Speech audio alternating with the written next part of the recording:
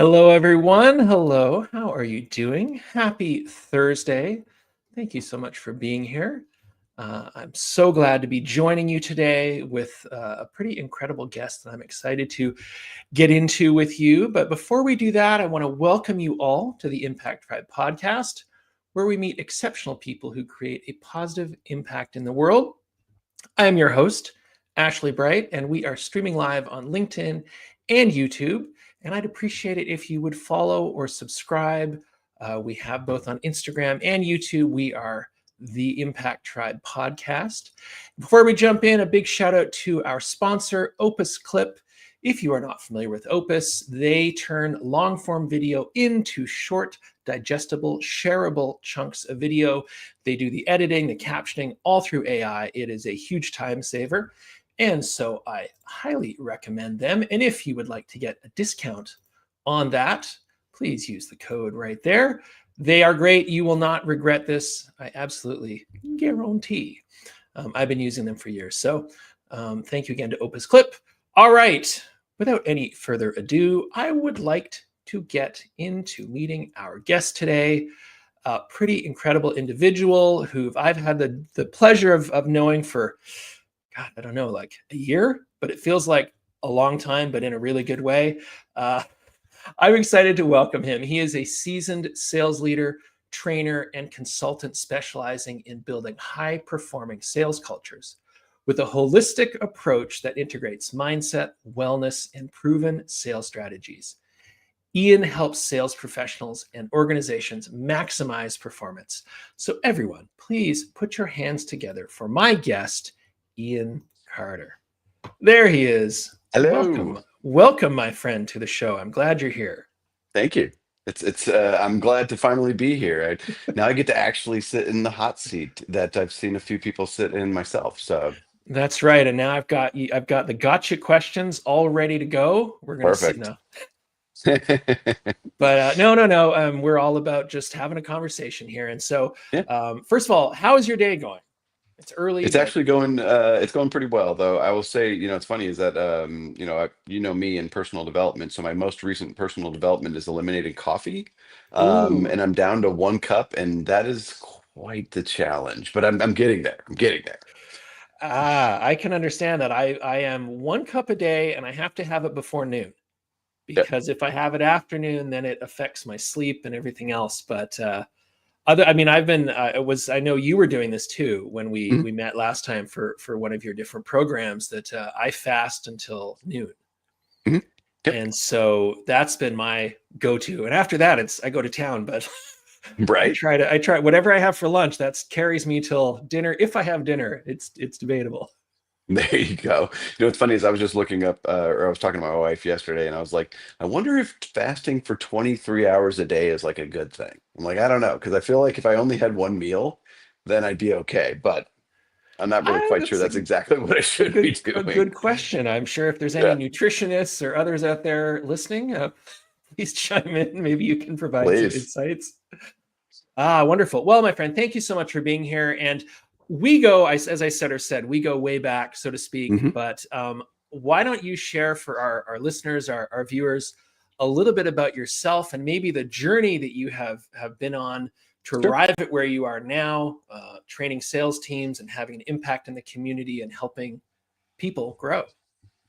Yeah, so it's kind of an interesting story that I mean I could bore you guys and take a really long time, but I'll kind of give you the snapshot version. So I like to say that I'm a recovering corporate guy, Mm. because and I think you and I've had this conversation before, but I was in the corporate business or the corporate world, and I was a high level sales guy myself, and then eventually got into leadership, and then through the process of happenstance basically helped to develop a global sales process for an organization that I then became the corporate trainer for.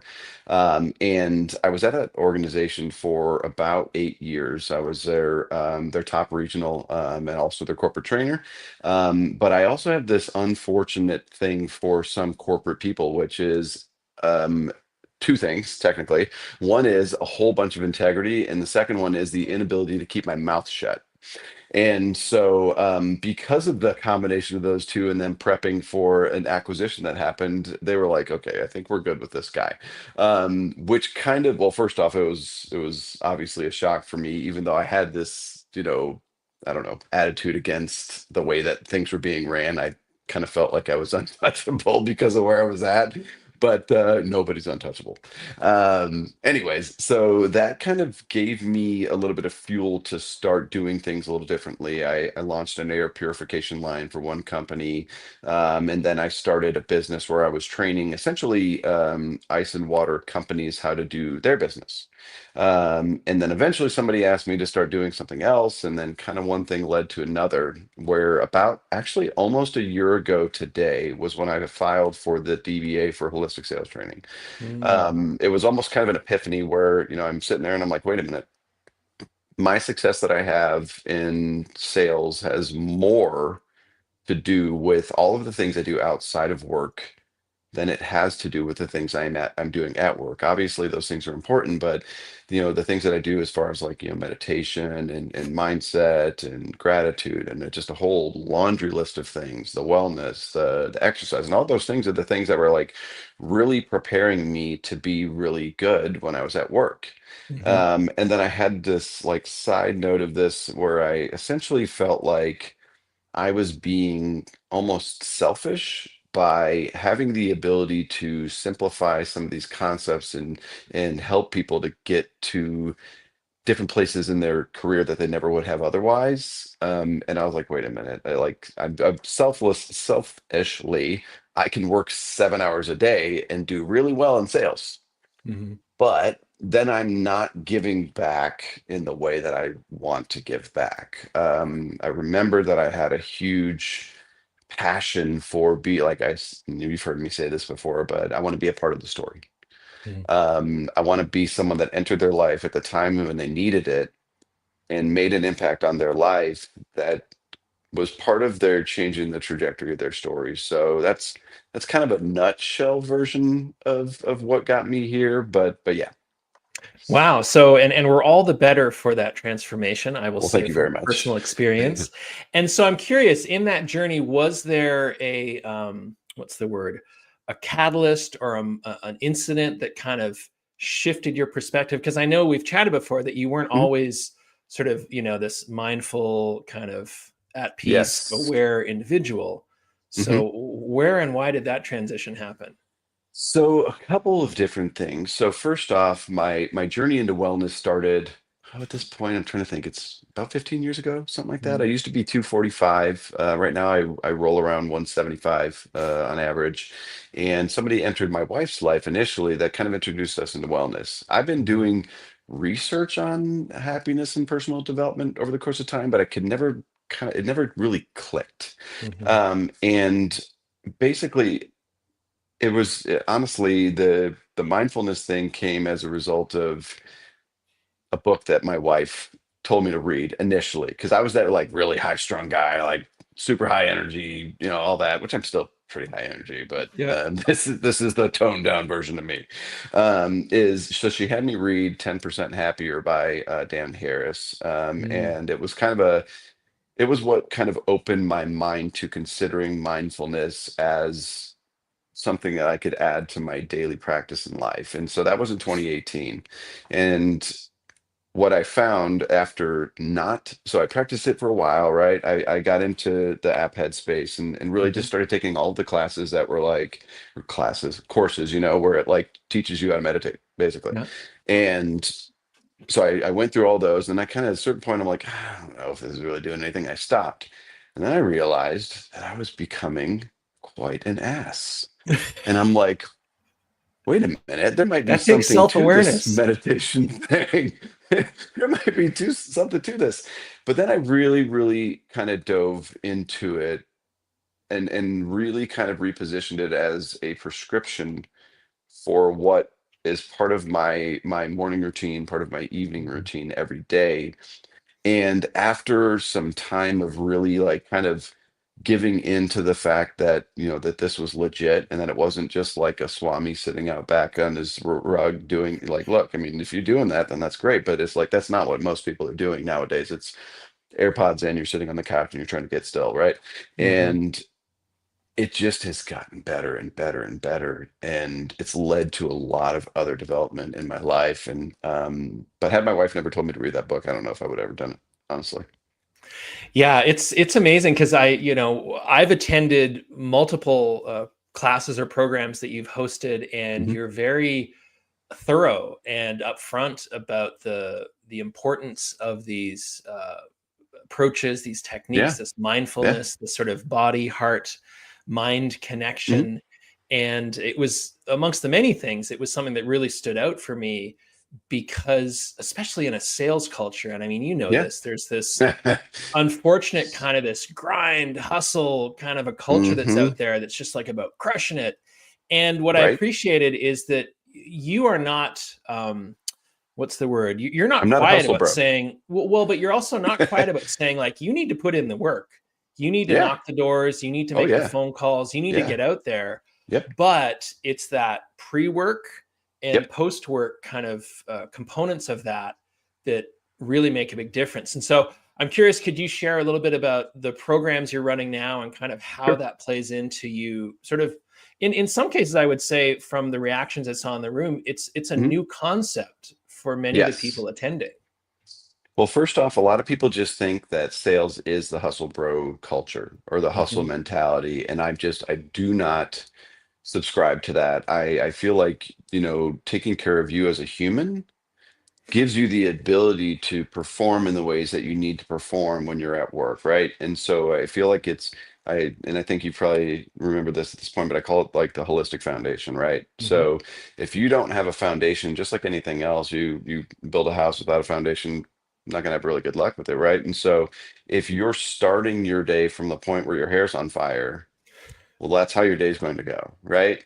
And so having that be such an important part of how you take care of yourself every day is what gives you the ability to do well. But the programs, so there's the initial course, which is Sales Foundations, the Art and Science of Prospecting. Because one of the things I like to say is that if you can't get somebody to talk to you or meet you, then who exactly will you be selling to? Hmm. And so most people, there's a ton of sales training out there for folks, and they're like, oh, this is how you close a deal, or this is how you ask the right questions, things like that, which those things are important, but they only become important if somebody is actually on the other end of that conversation. And so Hmm. that's why the first course that I built was directly around things like identifying your ideal clients, segmenting your opportunities into different sizes, determining what your frameworks are for the way that you tell your story, the way that you interact with people, how your messaging, and from you, obviously, how important the messaging is, but Yeah. even like having structure for if you are the one of those people that has to knock on doors, which there's a lot of people that have to do that, what does that look like? There's a Hmm. framework for that. And same with making a call to set an appointment and all those different things. But awareness also of self during all of this is so important because there's a lot of things that happen to us inside when we're doing these different activities that if you aren't in tune with what's happening and know how to identify, some of the anxiety that's going on and kind of what, why it's happening and what you do to deal with it at that time, then we just kind of get out there and people get kind of almost scare themselves into not doing the things. So Hmm. that's why that one was the first one. I'm actually, and I haven't even told you this yet. Oh. This is a good conversation. I'm actually in the process of kind of the next stage of what's going to be coming, which is I'm going to be calling it the Holistic Sales Collaborative. Mm. And what that's going to be is going to be a community, which you know Hmm. how I am. I say I want to change lives, build community, and make high-level training accessible for small to medium-sized businesses. But the Holistic Sales Collaborative is going to be an ongoing community where once a month we'll get together, and I'm right at about I think 3.5 hours for what it's going to take to have Hmm. it happen. Yeah. Once a month where it's kind of like a mastermind, but it's also there'll be elements of, as you obviously know with the way I do things, there'll be elements of self-development. So there'll be an entire portion devoted to that, and then it'll be professional development, and it'll be kind of like the sales foundations is like, this is where you start, right? And then next thing you do is you get into this. And then every, Hmm. once a month we do that. But then there's also going to be, and you know, Allison, which I think she might be listening today. Oh, She is going to help me build a Discord server uh, that will be where everybody hangs out whenever they're not doing this deal. yep. And there'll be, you know, channels for like cohort one, cohort two, and now cohort three that's going on right now. But then there'll be, you know, free stuff for folks that just want to hang out. But then there'll be, okay, you're part of the Holistic Sales Collaborative. You are in this area, and this is the community. So that's kind of a little bit about what's going on, but it's all, and you know this, like for me, it's so important that we take care of the whole thing. We're humans, we're whole humans, Hmm. and we still have to deal with our lives when we're outside of work and when we're at work. And so if we're not taking care of that stuff and looking at it professionally, I honestly think that there's going to be a lot of businesses where if they're not addressing these things and not looking at these things and the personal development for their people, they're going to be left behind by the organizations that are doing these things. And I hope to be a part of Absolutely. that. Yeah, well, that's amazing. The evolution of what you've been doing and the impact you're having. And it's one of those things that I think it's like once someone points out something like this, the need for Mhm, that awareness, that holistic approach, that mindset, and being present, mhm, it seems so obvious. Whether it is that internal anxiety that you may mhm, have, those fears, those uncertainties, that inner critic as the sales representative. But mhm, then conversely, as you know, once you engage in that conversation with a prospect, it's about listening and being mhm. present, and they're going to give you valuable information if you Yep, are asking the right questions, if you're yep, not just going through a script in your head. mhm. And so it kind of it plays both sides. And again, duh, like it seems Right? so obvious, but That's what I thought. Like, yet wait a it's minute. so rarely. I always think about it in terms of for example, like diet, exercise, and your health.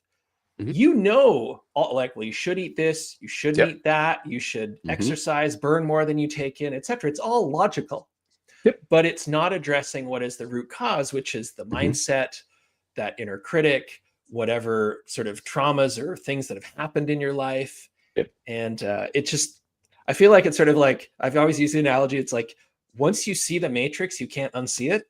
And I feel yep. like that with a lot of this training and that approach to mindset and body, that it's once you see it, you can't unsee it. And you got to Right? like, everything will look weird after that because you're like, why aren't they It's talking true. about this?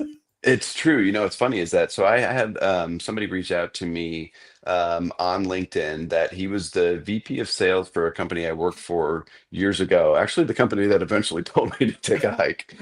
You Um, have too much and integrity. Get out. Right, exactly. Stop trying to fix things. That's not going to be okay. But he reached out to me because he has his own sales training business as well. Because he kind of saw the writing on the wall like years before I did, right? And he Mm, left. I don't even know 3 or 4 years, 2, 3, 4 years, anyways, before I eventually left. And he had his sales training company, and he and I had a conversation on like a Zoom or whatever. And he's like, hey, I'm a certified breathwork guy, and I have been. I know I want this to be in here. He's like, but I'm almost scared of how people are going to take it. He's like, but I'm seeing that you're doing it. And he's like, I was planning on doing some of these things. And he's like, how is this working out? And we're having this conversation. And he's like, first off, we should have recorded this because this should have been a podcast. Because the that's thing kind that of I where these really, started. These right? started as connection calls. There you go. Well, so the same thing that I said to him or to you just here earlier, I said to him, I was like, so there's going to be organizations that evolve as we evolve, and there'll be organizations that don't. Hmm. And then right now, it's a generally speaking, the folks that are really good at what they do, they can kind of pick where they want to go. Hmm. You know, they can kind of make their like it's a different market now in the job world now. And so people are going to either be paying attention to and making these adjustments for the people that are there and offering them personal development in addition to professional development. And those people that know that those companies do that, that's where they're going to go work. And then the ones that they know are just doing this hustle bro mentality, the ones that are like, you just do 100 dials and you do 100 dials and you do Hmm. 100 dials, they're going to be like, why would I do that when I have an opportunity to have somebody actually care want to make sure that I'm good as a person, and then also offer me the ability to make a living. Why wouldn't I work there versus there? So it's going to be, I feel like there's going to be a divide that's going to start happening between the ones that know what that is and the ones that don't. And one of the things I've been saying is that I want to change the culture of sales. Like, I want to change the whole culture and flip it on its head and be like, wait a minute, it's not just metrics. Look, metrics matter, Mhm. conversion rates matter, intentional activity matters, but that's not the only thing that's going to determine whether or not you're going to be successful. It's literally just a little piece of it. Absolutely, and I 100% agree with sort of where you're going and what you're seeing, because I think it's true of our culture more broadly, Hmm. that people are, regardless of sales, but in Yeah. all industries, there's this need for a more empathetic, Yep. emotional intelligence to be at the forefront in Hmm. order for people to. I mean, let's face it, people will thrive in those environments when they Yeah. feel heard, they feel Hmm. supported, given the right tools, they're recognized. And so whether you're talking about sales or pretty much anything else, Yep. it's a win-win. And as you and I've talked about, it's ultimately about those long-term plays, Hmm. because you can, as you know, depending on what you are selling, whether Hmm. it's a very quick transaction or it's a longer term relationship, 6, 8, 9 months down the road, if you have made a great impression and they're feeling connected to you, you're getting that phone call, Yep. not the other 10 people that banged on their door 100%. and shouted a bunch of scripts at them and then left. 100%. Yeah, it's so important. And so and I mean, let's face it, you know this. Salespeople are not loved. There's No, there's every no. cliche and Hmm. bad scene in a movie is like, oh, there's Yep. that sales guy. Hmm. So Well, there's a lot it's of work the to be whole done. like, and you and I have talked about this, but nowadays, nobody wants to be sold. Nope. No one wants to be sold. They do, however, have concerns and problems that they need solved, some of which they're not aware of yet. Hmm. But if there's someone out there that actually truly is doing these things for the right reasons, and they're trying to, they're starting from a position of wanting to help, and then determining if a relationship with you will result in you being able to improve upon their situation, and that's where they're starting their sales process from, it's a different result. And yeah, playing the long game. I'm playing the game for 3 years from now, not for just today. And so Hmm. when I make a, whatever, I'm trying to sell something, or get somebody to choose to do business with me in any way, it's how am I going to take care of these folks now and do just what I need to do and make sure that they're taken care of appropriately versus trying to maximize my deal, because I'm going to get that phone call, and I'm going to get their friends' Absolutely. phone calls and Hmm. all of their colleagues' phone calls, because they're going to want to, when you want to help, people's natural result is that they also want to help you. Absolutely. And it's, I talk about this a lot with communication, that, when you are trying to build a relationship with someone, and especially if you're trying to move them to a decision or persuade their perspective, Yep. if they feel like you're selling to them, they have this intuitive anti-persuasion radar that kicks in. And so that's blocking any of that connection, any of that relationship. Whereas if you engage at an emotional level, Mhm. you're participating, they feel heard, that stays there. Mhm. And that's something that they will remember. And there's a little bit of dopamine that comes 100%. out, and they're like, oh, I remember Ian. He was a good guy. And even though I didn't need water then, Exactly. I'm Right. gonna, yeah, absolutely. That So is, one of the things I love about, some of how this has gone is, like with the ice and water side of things, it's like, I mean, I got a call yesterday and they're like, hey, we didn't need an ice machine before, but now we do. Those calls don't happen. And for those of you that don't know that are on here, I also still sell. One of the things that I tell people is that in order to be able to show people how to do it, I should probably have a good idea how to do it myself. And I'm actually pretty good at it because I want to help, and because I'm playing for years down the road. And then because of that, people have no problem either recommending me or calling me if they need something, because they know that I want to help, and that's where it starts. And anytime that I train anybody, and obviously because you've been to some stuff, it's like, hey, this is where the conversation starts. It has to start here, because if we don't care, then people don't care how much you know until they know how much you care. Never goes away. Absolutely, absolutely, and I'm speaking, from my personal experience, knowing Ian, participating in his programs. It is a very different experience than any I've had before, in a very positive way. There's a real level of consideration and empathy and thoughtfulness put into things, with I appreciate a that. lot of with a lot of very critical and valuable strategy, and I want to say homework, but like planning to make sure that you're set Yeah. up for success. And it's, in many ways, it's no different than when I work with my clients and they're Hmm. like, hey, I'm going to get up on stage, I'm going to share this thing. And you got to know, well, who's your audience? Hmm. What are the key points that are going to resonate? Hmm. Have you done some practice and rehearsal? And are you going to be present in that room and really feel like, are they getting it? Are they Hmm. vibing here? Are they confused? Do I need to change how I'm talking about this? It's human interaction. Yeah. Shocker. Right. Weird. What a People buy shocker, from these human people. It's beings. crazy. Yeah, exactly. Well, and I think it's true though. It's so parallel to what you do, because it's, I mean, it's all at the end of the day, and it's, we're all selling something. And most of us don't know. So like maybe our kids, we're selling an idea to them, right? Mhm. It could be at work that we're not dealing with, we're selling something to somebody that reports to us, or maybe we're selling an idea to a boss that we want to have them, help us with or whatever. And so we're all selling something. And at the end of the day, to your point, what you just said, it's human interactions. It's like if we are good humans and understanding how to interact with humans, understanding a little bit of the stuff that goes on in here and being able to be present, it seems to work out a lot better than if you're just trying to achieve a mission.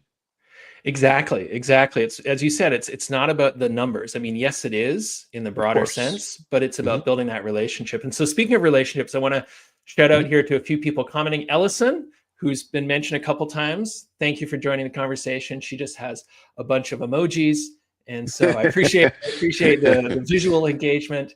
And then I also want to welcome Roy for jumping in and participating. He's got a great comment here. Best sales guy I knew, cared about the clients more than anyone else, 100%. and often advised clients not to upgrade just yet. Yeah. That's powerful. I mean, when Yeah. you're like, you're getting, you're having this interaction, and you're taken off guard when someone goes, maybe this isn't the right fit for you right now. Yeah. Maybe we Yeah. should revisit this in a Love few that. months. And I've people are told like, people that before. There's a guy, there was one not too long ago, just real quick, where there was an ice, somebody said they thought they needed an ice machine. And we had a conversation, we're talking for like 10 minutes. I'm like, I'm going to pull up Amazon and I'm going to show you what you need because you do not mm, need my help. I'm like, yeah, as much as I'd love to take your money, I'm not going to sleep at night if I do that. yeah, and that person will always remember you. Hmm. And they may not be a customer down the road, but they're sure as hell going to tell someone, Yes, hey, they will. you need to talk to this guy. Hmm. And that Yep. is tremendously valuable. That's a great comment. Yeah. Well, thank you, Roy, and thank you, Ellison, for jumping in. And I want to. So we've talked a lot about your background. We've talked about Yeah. how you approach sales and your programs. And I know from conversations we've had that you're very protective of your evenings and weekends, which leads me Yes. to be curious. Like, what do you do outside of sales and Mhm. trainings and ice and water? Like, what do you do for fun? What kind of helps you unwind? So the biggest thing is, look, I've been with my wife since 1998. Mhm. And so she and I really, really enjoy each other's company. Yesterday it was a kick out of the office early, drive up Mount Lemon, and then go hang out at Agua Caliente Park for a little while. But we like to get out in nature. We went to Sanctuary Cove not here too long ago, and well, I mean, meditation, kind of a thing, right? Yep.